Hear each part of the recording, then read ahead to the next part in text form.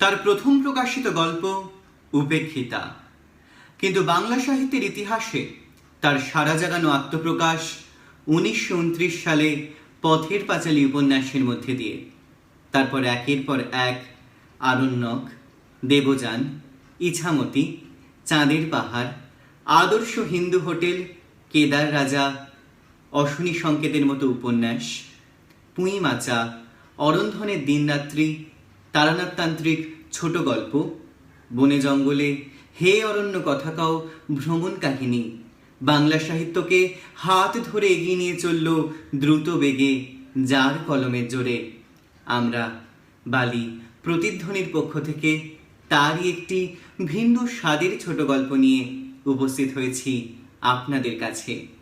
তিনি আধুনিক বাংলা সাহিত্যের পথিকৃৎ তিন বন্দ্যোপাধ্যায়ের একজন, বিভূতিভূষণ। 1894 সালের 12 সেপ্টেম্বর, অর্থাৎ আজকের দিনটি তার জন্মদিন।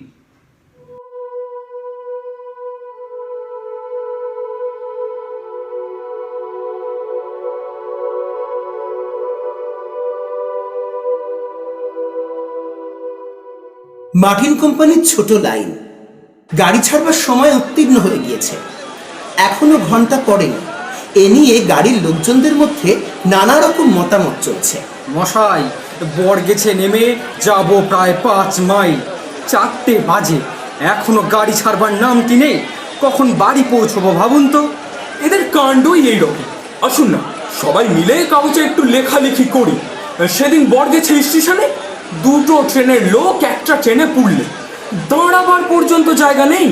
তাও কদমতলায় এলো 1 ঘন্টা লেট। ওই আপিসের সময়টা একটু টাইম মতো যায়, তারপর সব গাড়িরই সমান দশা।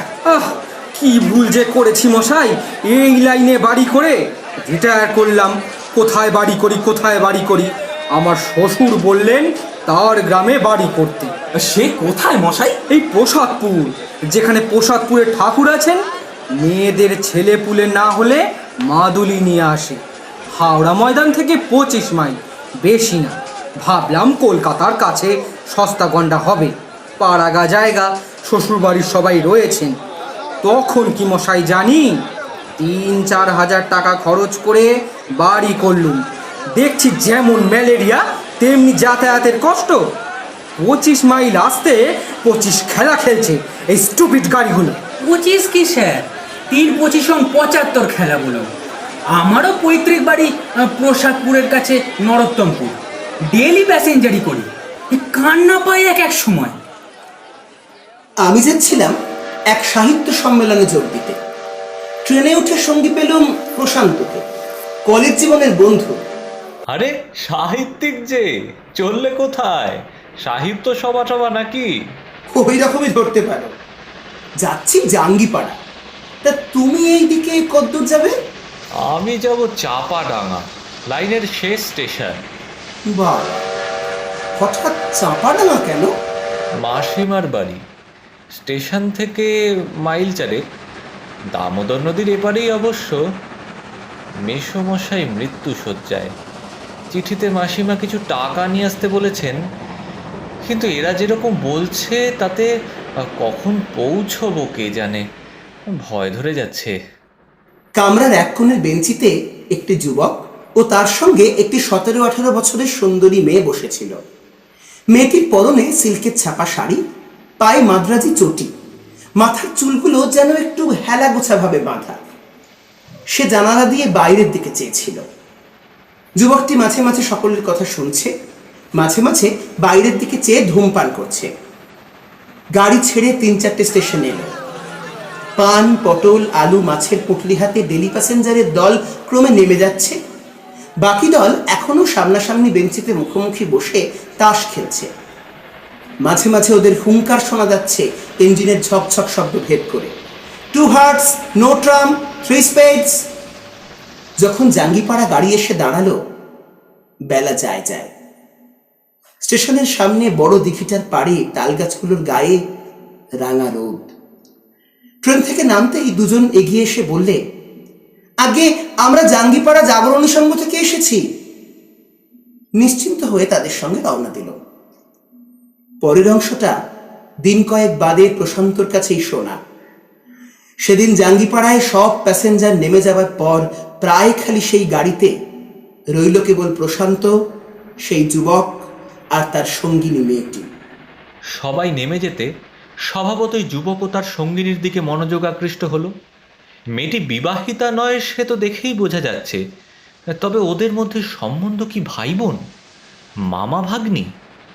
মেয়েটি বেশ সুন্দরী। ছোকরা মেয়েটিকে ভুলিয়ে নিয়ে পালাচ্ছে না তো? আশ্চর্য নয়, আজকালকার ছেলে ছোকরাদের কাণ্ড তো। যাকে আমারও তো ভাবনার দরকার কি, নিজের কি হবে তার নেই ঠিক। বড় বড় ফাঁকা রাঢ় দেশের মাঠে সন্ধ্যা নেমে আসছে। লাইনের ধারে কচ্ছিৎ ক্ষুদ্র ক্ষুদ্র চাষাগাঁ, লাউলতা চালে উঠেছে। একটা ছোট হাট ভেঙে লোকজন ধামা চাঙারি মাথায় ফিরছে। আবার মাঠ, জাম গাছের মাথায় কালো কালো বাদুড় উড়ে এসে বসছে। খালের পাড়ে মশাল জেলে জেলেরা মাছ ধরবার চেষ্টা করছে। প্রশান্ত আবার সহযাত্রীদের দিকে চাইল। দুজনে পাশাপাশি বসে আছে, কিন্তু দুজনেই জানলার বাইরের দিকে চেয়ে রয়েছে, একটি কথাও বলছে না নিজেদের মধ্যে। প্রশান্তর মনে হলো ছেলেটা মেয়েটাকে নিয়ে পালাতে পালাতে দুজনের মধ্যে ঝগড়া হয়েছে। বেশ সুন্দর চেহারা দুজনেরই।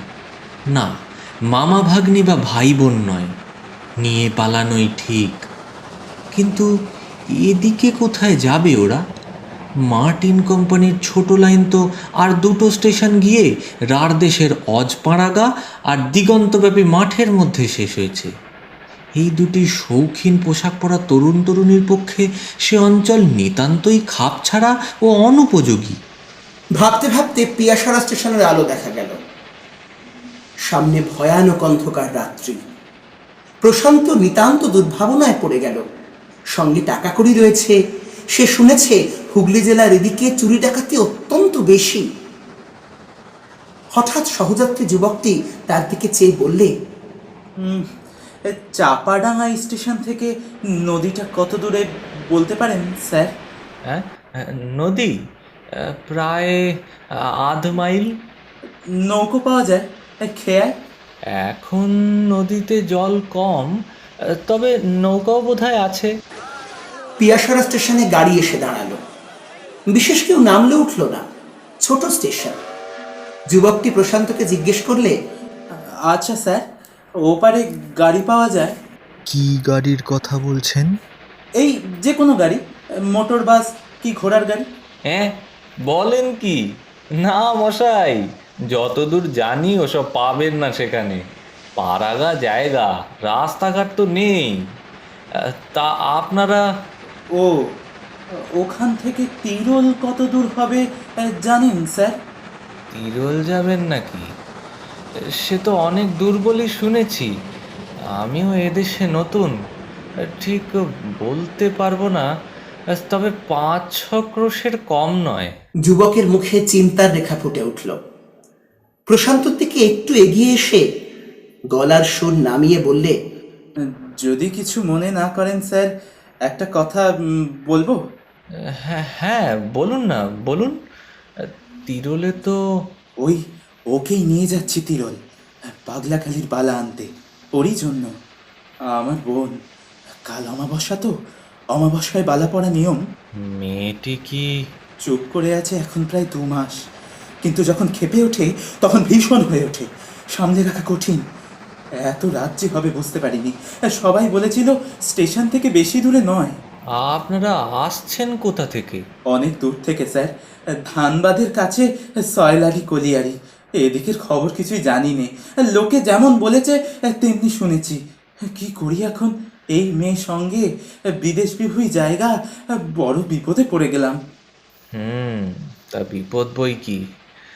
অমন সুন্দরী মেয়ে নিয়ে এই বিদেশে রাত্রিকালে মাঠের মধ্যে দিয়ে 5-6 ক্রোশ গাড়ি ভাড়া করে গেলেও বিপদ কাটলো বলে মনে করবার কারণ নেই। চাপাডাঙ্গাতে কোনো লোকের বাড়ি আশ্রয় নেবেন রাত্রে, তার চেষ্টা দেখব? না স্যার, ওকে অপরিচিত লোকের মধ্যে রাখতে পারবো না, তাহলেই ওর মেজাজ খারাপ হয়ে উঠবে। আমি ছাড়া কারোর কাছে ও খাবে না পর্যন্ত। যে কোনো তুচ্ছ ব্যাপারে ও ভীষণ ক্ষেপে উঠতে পারে। সে ভরসা করি না স্যার। ওর সে মূর্তি দেখলে আমি ওর দাদা, আমি পর্যন্ত দস্তুর মতো ভয় পাই। সে না দেখাই ভালো। ও ও অন্য মানুষ হয়ে ওঠে একেবারে। চাপাডাঙ্গা স্টেশনে গাড়ি এসে দাঁড়ালো। রাত্রির অন্ধকার তখনও ঘন হয়ে নামেনি, তবে কৃষ্ণা চতুর্দশীর রাত্রি। অনুমান করা যাচ্ছিল কি ধরনের হবে আর একটু পরে। চাপাডাঙ্গা স্টেশনের কাছে লোকের বাড়িঘর বেশি নেই, খান কতক বিচুলি ছাওয়া ঘর, অধিকাংশই পান, বিড়ি, মুড়ি মুড়কি কিংবা মুদিখানার দোকান। একটা সাইকেল সারানোর দোকান, একটা হোমিওপ্যাথিক ডাক্তারখানা, আর একপাশে স্থানীয় ডাকঘর। একটা পুকুর, পুকুরের ওপারে দু একখানা চাষাভুষো লোকের ঘর। টিকিট দিয়ে সবাই স্টেশনের বাইরে এলো। সামনেই দু তিনখানা ছইওয়ালা গরুর গাড়ি দেখে দুর্ভাবনা অনেকটা কমলো, কিন্তু তাদের জিজ্ঞেস করে জানা গেল তারা নদীর ধার পর্যন্তই যায়, নদী পার হবার উপায় নেই। প্রশান্ত সঙ্গীকে বললে, কি করবেন? নয়তো স্টেশনেই থাকবেন রাত্রে? না স্যার, কাল অমাবস্যা, আমায় তিরোল পৌঁছতেই হবে কাল। এখানে থাকলে কাজ হবে না। আপনি আর একটু কষ্ট করুন, আমার সঙ্গে চলুন। আপনাকে যখন পেয়েছি ছাড়তে পারবো না। আপনি না দেখলে কোথায় যাই বলুন? এবার আমি যে বড় বিপদে পড়ে গেলুম। ওদিকে মেসোমশাইয়ের অসুখ, সেখানে টাকা পয়সা নিয়ে যত শিগগিরই পৌঁছানো দরকার, এদিকে তোমাদেরই বা ছেড়ে দিই কী করে এই অন্ধকার রাত্রে। চলো, তোমাদের সঙ্গেই যাই। মেসোমশাইয়ের অদৃষ্টে যা আছে ঘটুক। গরুর গাড়ির গাড়োয়ানরা কিন্তু ভরসা দিল। তিরোলের বাঁধা রাস্তা, নদী পেরিয়ে গাড়ি পাওয়া যায়, পালকি পাওয়া যায়, একটু খোঁজ করলেই হরদম লোকে যাচ্ছে সেখানে, ভয়ভীত কিচ্ছু নেই। নদীর ধার পর্যন্ত একটা গরুর গাড়িতে সবাই এলো। সারা গাড়িতে মেয়েটিকে কথা বলতে শোনা যায়নি। নৌকোয় উঠে বসে সে প্রথম কথা কইলে। যুবকটির দিকে চেয়ে বললে, দাদা, আমার শীত করছে, তোমার শীত করছে না? ভারী মিষ্টি গলার শর্ত তোমার বোনের। আহ, এমন মেয়ে কি অদৃষ্ট নিয়েই জন্মেছে। তা শীত করতে পারে বাবু, নদীর হাওয়া বইছে, সঙ্গে কিছু আছে গায়ে দেবার? না মানে গায়ে দেবার কিছু এই বৈশাখ মাসে তো আনিনি। বিছানার চাদরখানা পেতে গাড়িতে বসেছিলাম। পূর্ণিমা, ওইখানাই বরং গায়ে দে। কি নদী দাদা? এ হলো আমোদর নদী গো দিদি। দামোদর। আমাদের বল্লভপুরে যে দামোদর, আমি জানি, খুব বড় নদী না দাদা? ছেলেবেলায় দেখেছি। দামোদরের ধারে বল্লভপুর বলে গ্রাম, বর্ধমান জেলায়। সেখানে আমাদের মামা বাড়ি কিনা। আমার এই বোন সেখানে গিয়েছিল দুবার ছেলেবেলায়। হ্যাঁ দিদি ঠাকুরন, সেই আমোদর। এখন একে এমন দেখতেছ, বাদলার পর একেরে রাক্ষস। দেখলে বুকের মধ্যেটা যেন হ্যাঁচড় ব্যাচড় করে গো। ভয় করছে দাদা, নৌকোটা ডুবে যাবে না তো? ও দাদা, নৌকো তুলছে যে। ডুবে যাবে কেন? চুপ করে বসে থাক, তুলছে তাই কি? হ্যাঁ দিদি ঠাকুরন, ভয় লাই গো। লাড়ার মাঝে হাতে হাল, আপনি চোখ মুদে লিখতে যান, দেখবে নৌকো পাড়ে ভিড়ে গেছে। ওপারে গিয়ে দেখা গেল গাড়ি ঘোড়া তো দূরের কথা, একটা মানুষ পর্যন্ত নেই। খেয়ার মাঝি লোকটা ভালো, সে তাদের অবস্থা দেখে বললে, বাবু মশাইরা, আপনারা এই নৌকোতে একটুকুন বসেন। কাছেই শামকুর গাঁ, শামকুরের গয়লাপাড়ায় গাড়ি ভাড়া পাওয়া যায়, আমি ডেকে আনতেছি। দাদা, কিছু খাবে না? খাবার রয়েছে তো, আপনিও খান, অনেক খাবার আছে। হ্যাঁ হ্যাঁ, দে না, ওকে দে, তুইও খা। কিছু তো খাসনি, পৌঁছতে কত রাত হয়ে যাবে। দাও তো দেখি ওই বেতের ছুরিটা এদিকে। হ্যাঁ হ্যাঁ, এই নিন দাদা। দাদা, এই যে তুমিও নাও। বাবা, লুচি, পটল ভাজা, আলুর চচ্চড়ি, আবার মিহিদানা, হ্যাঁ তো আমি খেতে পারবো না। খেয়ে নিন স্যার, ও কিছু নয়, খেয়ে নিন। দেখো তো দাদা, মিহিদানা খারাপ হয়ে যায়নি তো? আপনি দেখুন তো মুখে দিয়ে। এ কোথাকার মিহিদানা? বর্ধমান থেকে কেনা, আসবার সময়। মুখে দিয়ে দেখুন, খারাপ হয়ে যায়নি তো? না বোন, কিচ্ছু খারাপ হয়নি। আজ যখন বাড়ি থেকে বেরিয়েছিলুম তখন স্বপ্নেও ভাবিনি এমন একটি সন্ধ্যার কথা। এই দামোদর নদীর ওপর নৌকোতে বসে তোমাদের সঙ্গে খাবার খাবো, এমন শান্ত পরিবেশ যেন বাড়িতে আমার মা বোনের সঙ্গেই আছি। তাদের খাওয়া প্রায় শেষ হয়ে গিয়েছে। এমন সময় গরুর গাড়ি নিয়ে একটি লোক দামোদরের বিস্তৃত বাড়ির চরে এসে হাজির হলো। আসেন গো বাবু মশাইরা, লাড়ান মাঝি পাঠালে আমায়। আপনারা তিরল যাবেন তো? যাক, গাড়ি পাওয়া গেল। আসুন ভাই, সাবধানে। হ্যাঁ, এইখান দিয়ে। হ্যাঁ হ্যাঁ হ্যাঁ। তা তিরল যেতে কতক্ষণ লাগবে বাপু? তা ঘন্টা 2-2.5 লাগবে বটে। রাস্তা ভালো, আমার কালো ধলো বলদ লয়, একেবারে পঙ্খিরাজ, উড়ায় নিয়ে যাবে আজ্ঞা। বেশ বেশ, চলো। তা ভাড়া কত লাগবে? এই রেতের বেলা নিয়ে যেছি, কিছু বেশি দিয়ে না আজ্ঞা। হ্যাঁ হ্যাঁ, তোমার চিন্তা নেই, খুশি করে দেব তোমায়। কিন্তু এই নৌকোর ভাড়াটা যে দেওয়া হলো না। উটি আমার হাতেই দিয়ে না আজ্ঞা। লাড়ান দাদা আমারই ঘরে আজ ছুঁইছে, আমি আপনাদিকে তিরল ছেড়ে এসে ওরে দিয়ে দেবো খানে। আসেন আসেন, দিদি ঠাকরেন আগে ওঠেন, তরুণখানা আমায় দেন। আমি এই এই ভয় নেই বাবু, কিচ্ছু হবে নিকো। কালো ধলো আমার জলের মতো ঠান্ডা। এই এই এই এই বসেছেন তো বাবু? হ্যাঁ হ্যাঁ, চলো চলো। এই দেখেন বাবু, ভুল হয়ে গেছে। বাড়ির থেকে তামুকে 3খানা আনা হয় লাই, গাড়ি গায়ের মধ্যে দিয়ে ঘুরে নে যায়, বেশি দেরি হবে না বাবু। গাড়ি শামকুর গায়ের মধ্যে ঢুকলো। বাঁশবন, আমবাগান, লোকের বাড়ির পেছন দিয়ে রাস্তা। ঘরের দাওয়ায় মেয়েরা রান্না করছে। তারপর আবার মাঠ, আখের ক্ষেত, পাট ক্ষেত, মাঠের মধ্যে দিয়ে চওড়া সাদা রাস্তা বহুদূর চলে গিয়েছে। রাঢ় দেশের মাঠ, বন জঙ্গল খুব কম, এখানে ওখানে মাঝে মাঝে 2-4টে কলা গাছ ছাড়া। আপনার মাসিমার বাড়ি এখান থেকে কত দূর হবে? সে তো এদিকে নয়, দামোদরের ওপারে, স্টেশনের পূব দিকে প্রায় 2 কোষ দূরে। আপনাকে আমরা কষ্ট দিলাম তো? কি আর কষ্ট, আপনাদের কাজ শেষ হয়ে গেলে কাল আপনাদের গাড়িতে তুলে দিয়ে মাসির বাড়ি গেলেই হলো। কি আর কষ্ট না, আমাদের কাজ শেষ হলে আমাদের গাড়িতে তুলে দিয়ে।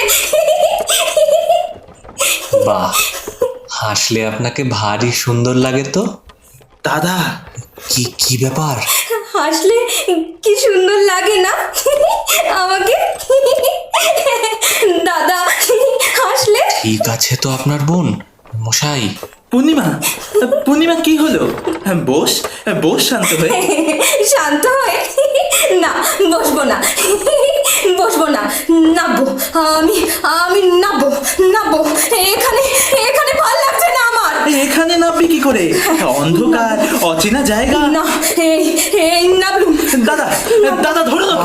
আমি মানে চুল চুল ধরে, হাত ধরলে কামড়ে দেবে। আরে নেবো না, নেবো না, এই অন্ধকার মাঠের মধ্যে। হয়েছে বাবু, নাববো। এই ছাড়ো, এই গাড়ি থামাই দিলাম। লামুন, এই এই কই, ধরো আমায়। পূর্ণিমা, ধরো পূর্ণিমা, ধরো পূর্ণিমা, ধরো। পূর্ণিমা। ও তাই বলবেন তো? আমি তাই ভাবতেছি, তিরল যারা যায় তাদের মধ্যে একজন তো এই দিদি ঠাইরেনের মাথাটা যে গরম, সেইটাই বুঝিনি। এখন কি হবে? কোন দিকে গেল কিছু তো বুঝতে পারছি না। আপনার ওই টিপ কলের আলোটা জ্বালেন বাবু, আর শিগগিরি করে চলেন। কাছেই পাতিহালের খাল, উনি সেই দিক করে না যান। আসেন আসেন এদিকে। হ্যাঁ হ্যাঁ, চলো। এই খাল? ও বাবা, এখানে তো ঝোপ জঙ্গল, খুঁজবো কি করে? পূর্ণিমা, পূর্ণিমা, গারণ, এদিকে আর কোনো জলা আছে নাকি? না বাবু, কাছে পিঠে আর জলা নেই কো। তবে এই খাল ধারে আপনাদের দুজনের মধ্যে একজন দাঁড়িয়ে থাকেন, আমরা বাকি দুজন অন্যদিকে যাই। বেশ, আমি এদিকে থাকছি। হ্যাঁ দাদা, হ্যাঁ, চলো চলো গারণ, কোন দিকে যাব? ওরা চলে গেল অন্যদিকে। প্রশান্তর মুশকিল এই যে তার সঙ্গে একটা দেশলাই পর্যন্ত নেই। সেই কৃষ্ণা চতুর্দশীর রাত্রের অন্ধকারে মাঠের মধ্যে সে একা। কতক্ষণ দাঁড়িয়ে থাকতে হবে তা জানে না। ঘণ্টাখানেক বা তার কিছু বেশি পরে সে খালধার ছেড়ে মাঠের দিকে খানিকটা এগিয়ে গেল। এদের ব্যাপার কি কিছুই বোঝা যাচ্ছে না। এমন সময় দূরে আলো দেখা গেল। গাড়োয়ানের গলাও কানে এলো তার। বাবু, আপনি কোন দিকে? এই যে এইখানে আসছি আমি। এই যে এই কই কই পাওয়া গিয়েছে? এই যে মশাই, এই বাবু। চলেন বাবু, সব রয়েছেন তেনারা আমার বাড়িতে বসে। আমি বাবু গোয়াল ঘরে গরুদের জাপ কেটে দিতে ঢুকেছি। সন্ধ্যের একটু পরেই দেখি গোয়াল ঘরের এক পাশে এক পরমা সুন্দরী স্ত্রী লোক। তখন আমি তো বাবু চমকে উঠেছি, কি! তারপর বাড়ির সব লোক এসে পড়লো। তারপর এনারা গিয়ে পড়লেন। তাদের আমার বাড়িতে বসিয়ে রেখে আমরা আপনাদের খোঁজে বেরোলুম। অন্ধকারের মধ্যে এই ভদ্রলোকের ছেলের কি কষ্ট। চলেন গরিবের বাড়ি, দুটো ডাল ভাত রান্না করে খান। দিদি ঠায়রানের মাথাটা যদি ভালো হতো তো দিদি ঠায়রান একেবারে লক্ষ্মীর পীড়িতি মেয়ে। আমাদের বাড়িতে তার পায়ের ধুলো পড়েছে। আপনারা সবাই ব্রাহ্মণ শুনলাম, কতকালের ভাগ্যি আমাদের। দুমুটো অন্ন সেবা করে আজ রাত্রিটুকু শুয়ে থাকুন। কাল ভোরবেলা আমি আমার গাড়িতে তিরল পৌঁছে দেবো আপনাদিকে। অমন হয়। প্রশান্ত গ্রামের মধ্যে লোকটার বাড়ি গিয়ে পৌঁছল। বাড়িটার কথা এখানে একটু ভালো করে বর্ণনা করা দরকার, কারণ এর পরবর্তী ঘটনার সঙ্গে এই বাড়ির অতি ঘনিষ্ঠ সম্বন্ধ। বাড়িটা ওদেশের চলন মতো মাটির দেওয়াল, বিচুরিতে ছাওয়া। বাইরে বেশ বড় একটা বৈঠকখানা। তার 2 কামরা মাটির দেওয়ালের ব্যবধান।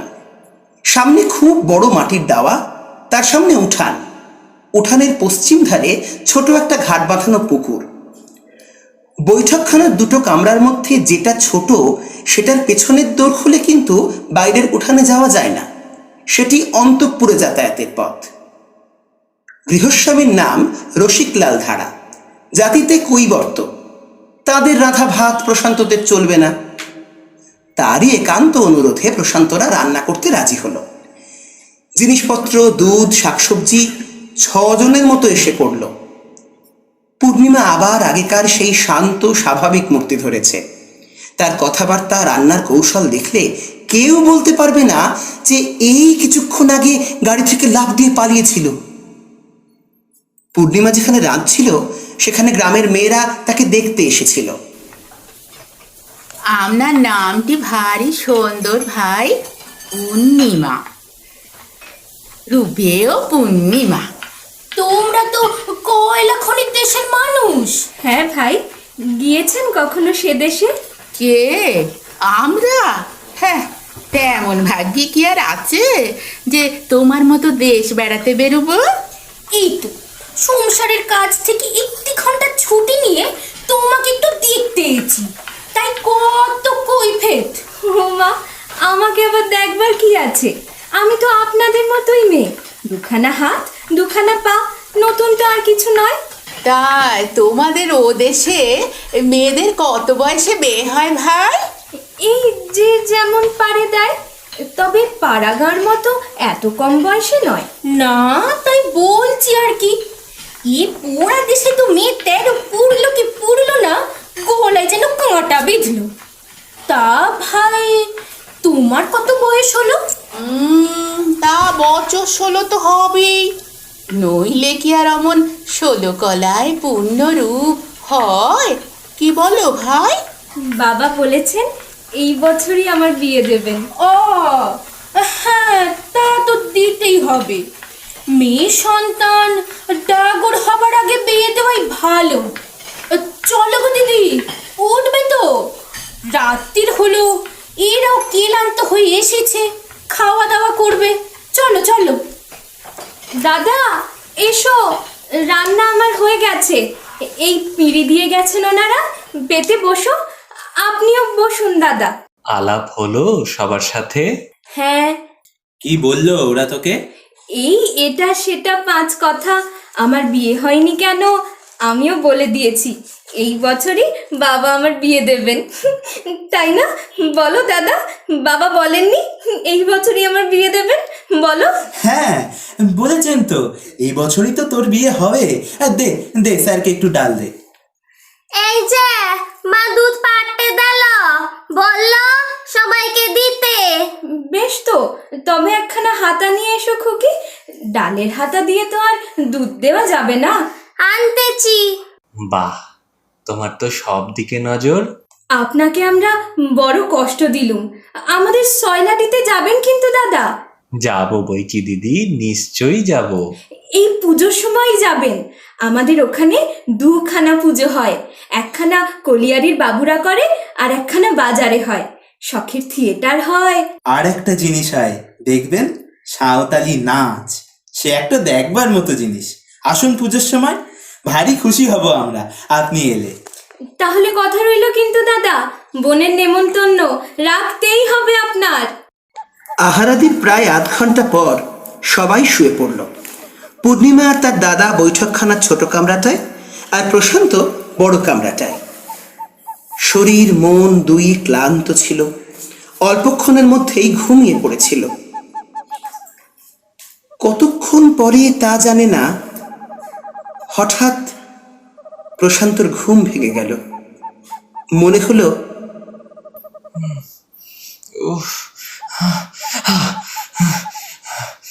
বুকের মধ্যে যেন ভারী পাথরের বোঝা।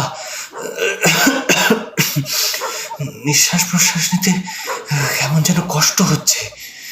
নিশ্চয়ই নদীর হাওয়ায় ঠান্ডা লেগে গিয়েছে, কিংবা না, ঘুমোতে হবে। আচ্ছা, কিসের একটা শব্দ আসছে। বোধহয় পূর্ণিমার দাদা নাক ডাকছে। অদ্ভুত নাক ডাকা বটে, যেন ঘুমাচ্ছে বা কাতরাচ্ছে। উফ, এই রাত যে কখন শেষ হবে। না, আর হচ্ছে না শব্দটা। না। পাশ ফিরে আবার ঘুমিয়ে পড়ল প্রশান্ত। ঘুম ভাঙল খুব ভোরে। পাশের কামরার দোর তখনও বন্ধ। প্রশান্ত উঠে হাত মুখ ধুয়ে মাঠের দিকে বেড়াতে গেল। আধ ঘন্টা পরে ফিরে এসে দেখে তখনও ওরা কেউ ওঠেনি, এমনকি বাড়ির লোকও না। আরও আধ ঘন্টা পরে গৃহস্বামী রসিক ধারা উঠে বাইরের ঘরের দাওয়ায় এসে বসল। কেমন ঘুমলেন বাবু? মশা কামড়ায়নি তো? এরা এখনো ঘুমোচ্ছেন বুঝি? তাই তো দেখছি। কাল রাস্তায় বড্ড ধকল গেছে। শহরে বাজারের ছেলে মেয়ে তো একেবারে কাহিল হয়ে পড়েছে। তাই এবছর জমিতে ধান কেমন? তা বাবু, বিঘে 2.5 মনের বেশি হবে নে। যাবেন নাকি ধানের মাঠে?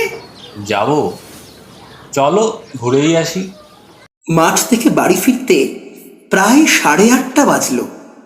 তখনও পূর্ণিমা বা তার দাদার ঘুম ভাঙেনি। গ্রীষ্মকাল, 8:30 দস্তুর মতো বেলা। খুব রোদ উঠে গিয়েছে চারিধারে। পুটি, ও পুটি! যাই বাবা। হ্যাঁ রে, এরা এখনো ওঠেননি? তোর মা খুড়িকে বল গা, ধরে ধাক্কা দিতে। অনেক দূরের পথ যেতে হবে। গরমে সারা রাত ঘুম হয়নি বোধহয়। ভোরের দিকে ঘুমিয়েছে আর কি। ওই বাইরের দিকে জানলাটা দিয়ে দেখবে বাবা। দেখ দেখিনি, দেখ দেখ। আমি পারবো নি বাবা, জানলাটা অনেক উঁচু। আমি দেখছি। আসলে ঘরের মধ্যে স্ত্রীলোক শুয়ে আছেন কি না, মানে দেখাটা কি ঠিক হবে? 9টা বাজতে চললো বাবু, আপনারা যে অনেক দূর যাবেন। হ্যাঁ হ্যাঁ, দেখি। জানালা দিয়ে যা দেখা গেল তাতে প্রশান্ত ঠিক কি করেছিল তা সে জানে না। বোধহয় কিছুক্ষণের জন্য তার বুদ্ধিশুদ্ধি লোপ পেয়েছিল। কি ঘটেছে কি না ঘটেছে তার খেয়াল ছিল না। জানলা দিয়ে প্রথমেই আমার চোখে পড়ল রক্ত। ঘরে এত রক্ত কেন? চোখে ভুল দেখলাম নাকি? কিন্তু পর মুহূর্তেই আর সন্দেহের অবকাশ রইল না। ঘরে একখানা চৌকি পাতা। পূর্ণিমার দাদা চৌকির ওপর বিছানায় উপর হয়ে কেমন যেন এক অস্বাভাবিক ভঙ্গিতে শুয়ে। বিছানা রক্তে ভাসছে, মেঝেতে রক্ত গড়িয়ে পড়ে মেঝে ভাসছে। আর পূর্ণিমা দেওয়ালের ধারে মেঝের উপর পড়ে আছে। জীবিতা কি মৃতা বুঝতে পারলাম না। একটা পাশ বালিশ চৌকির ওপর থেকে ছিটকে পূর্ণিমার দেহের কাছে যেন পড়ে। হ্যাঁ, সেটাও রক্ত মাখা। প্রশান্তর চিৎকার বহু দূর থেকে নাকি শোনা গিয়েছিল। লোকজন চারিধার থেকে এসে পড়ল। প্রশান্তর জ্ঞান ছিল না। মাথায় জল টল দিয়ে তাকে সকলে চাঙ্গা করে তুলল 10-15 মিনিট পর। এদিকে দরজা ভেঙে সকলে ঘরে ঢুকল। তারা দেখলে পূর্ণিমার দাদার গলায়, কাঁধে ও হাতে সাংঘাতিক কোপের দাগ।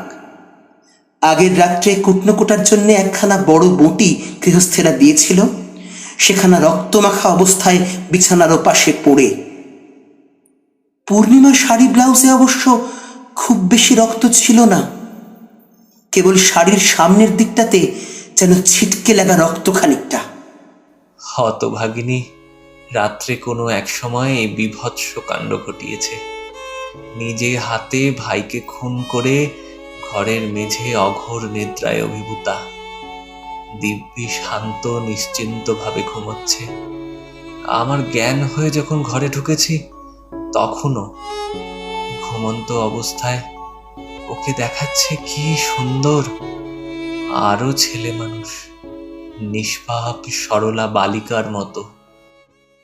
অতঃপর যা ঘটবার তাই ঘটল। পাড়ার লোক, গ্রামের লোক ভেঙে পড়ল।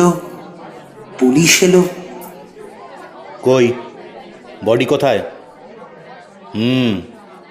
এই মেয়েটি সাসপেক্ট। কে আছেন? ডাকুন ওকে। স্যার, বলছিলাম কি, আপনি সেই আরেকজন যে এদের সঙ্গে ছিলেন? আগে হ্যাঁ স্যার। বলুন। ওকে না জাগালে যদি চলে তবে ঘুমোকো। ওহ, কি অদৃষ্ট নিয়েই জন্মেছে। বুঝতে পারছি, কিন্তু আমাদের তো সবটা জানতে হবে। বলুন, কি জানতে চান? কাল রাত্রে ওই অন্ধকারে গরুর গাড়িতে উঠে কি হাসি! অমন সুন্দর উচ্ছ্বসিত কাউকে হাসতে দেখিনি। তবে এও ঠিক, সে ছিল অপ্রকৃতিস্থের হাসি। স্বাভাবিক হলে কোনো মেয়ে ওই জায়গায় ওই অবস্থায় অমন হাসতো না। বডি সরাবার ব্যবস্থা করো, আর ওই সব জিনিসের একটা লিস্ট তৈরি করে জিনিসগুলো সিজ করো, আর বডি সুরাত হলে পাঠিয়ে দাও। হ্যাঁ, সব সরিয়ে নাও ভাই। মেয়েটা ঘুমোতে ঘুমোতে, আমি আছি ওর কাছে। এই ঘরটা তালা দেবো আমরা, আর এদের বাড়িতে একটা টেলিগ্রাম করা দরকার। তার তো করেছি দারোগা বাবু। এই ছেলেরা সবে মাত্র পোস্ট অফিস থেকে তার করে এলো সয়লারির পোস্টমাস্টার বাবুর নামে। দুপুর পর্যন্ত ঘুমিয়েছিল পূর্ণিমা। উন্মত্ত তার ঘুম সহজে ভাঙেনি। টেলিগ্রাম পেয়ে পরের দিন ওর বাবা এলেন, সঙ্গে 3টি বন্ধু। স্যার, ওই মেয়ে ছেলে আসামির বাপ মর ঘুরে এসে পড়েছেন, বাইরে বসাবো? না, এখানেই আনো। আর হ্যাঁ, ওই রসিক ধাড়ার বাড়ির ওই অতিথি ভদ্রলোক তিনি এসে গেছেন স্যার, আপনি বাইরে বসাতে বলেছিলেন। হ্যাঁ, দুজনকেই আনো। আজ্ঞে স্যার। এই যে আসুন আপনারা। আসুন প্রশান্তবাবু, সনাতনবাবু, বসুন। কি যে বলি আপনাকে। শুনুন, এই কাগজগুলোই একটা সই করে দিন। পরশু শ্রীরামপুর কোর্টে মামলা উঠবে। পূর্ণিমাকে উঠতে হবে কাঠগড়ায় না? হ্যাঁ, খুন হয়ে গেছে কি না? কাল যদি এখানে না থেকে সোজা ওদের নিয়ে তিরোল চলে যেতুম। ভুল ভুল, সব নিয়তি। নিয়তি যাকে যেখানে টানে। তিরোলে গেলেই কি আর নিয়তির হাত থেকে উদ্ধার পাওয়া যেত? না, ছোটকালে মাকে হারিয়েছে। তারপর থেকেই মাথাটা গরম। ব্যথা দিলুম, পাগল বলে জামাই বসিয়ে দিয়ে গেল। আরো যেন হিতে বিপরীত হলো। বিয়ে? কিন্তু পূর্ণিমা যে বললে ওর এই বছরই বিয়ে হবে। মনে রাখতে পারে না। কখনো মনে করে শ্বশুর ঘরের কথা, কখনো ভুলে যায়। দারোগা বাবু, মামলার সময় যেন বেশি শোরগোল না হয়। একটু দেখবেন আপনারা 5 জনে। ভদ্র পরিবার আমাদের, এই কথা রটে গেলে। ঠিক আছে, যতটা সম্ভব দেখব আমি। এই সব কোর্ট কাছারির ঝামেলা মিটতে মিটতে তো কটা দিন লাগবে। পূর্ণিমাকে কোথায়? হ্যাঁ হ্যাঁ, আমি ওকে আলাদা সেলেই রাখতে বলে দিয়েছি। কেউ বিরক্ত করবে না। আশা করি দিন-7 মধ্যেই মেয়ে নিয়ে বাড়ি ফিরতে পারবেন আপনি। বাড়িতে আর ওকে খেয়ে দেখবে? যে দেখতো তাকেই তো। এসব মিটলে ওকে রাঁচির পাগলাগারদেই রেখে আসবো এবার। কয়েকজন প্রভাবশালী ব্যক্তির সহানুভূতি লাভ করায় ব্যাপারটির জটিলতার হাত থেকে অপেক্ষাকৃত সহজে রেহাই পেল সকলে। শ্রীরামপুর কোর্ট প্রাঙ্গণ থেকে পূর্ণিমাকে সোজা আনা হলো হাওড়া স্টেশন। যখন রাঁচি এক্সপ্রেসে ওঠানো হচ্ছে, এক গাল হেসে বললে, আমাদের সয়লাডিতে আসবেন কিন্তু একদিন, মনে থাকবে তো? দাদা, দাদা কোথায় গেল বাবা? দাদাকে দেখছি নে। আমার কানের দুল জোড়াটা খোলা রয়েছে দাদার কাছে, কান বড্ড ন্যাড়া ন্যাড়া দেখাচ্ছে। এসব কয়েক বছর আগেকার কথা। মানুষ চলে যায়, স্মৃতি থাকে। জীবনের উপর কত চিতার ছাই ছড়ানো। সেই ছাইয়ের সূক্ষ্ম স্তরে বহু প্রিয় পরিচিত জনের পদচিহ্ন আঁকা। এই শ্যামলা পৃথিবী, রৌদ্রালোক, পরিবর্তনশালী ঋতুচক্রের আবর্তন থেকে নির্বাসিতা সে হতভাগিনীর কথা মাঝে মাঝে যখন মনে পড়ে, তখন ভাবি সে নেই। এতদিনে সুদূর রাঁচির উন্মাদাশ্রমে তার অভিশপ্ত জীবনের অবসান হয়ে গেছে। ভগবান আরোকে কতকাল কষ্ট দেবেন।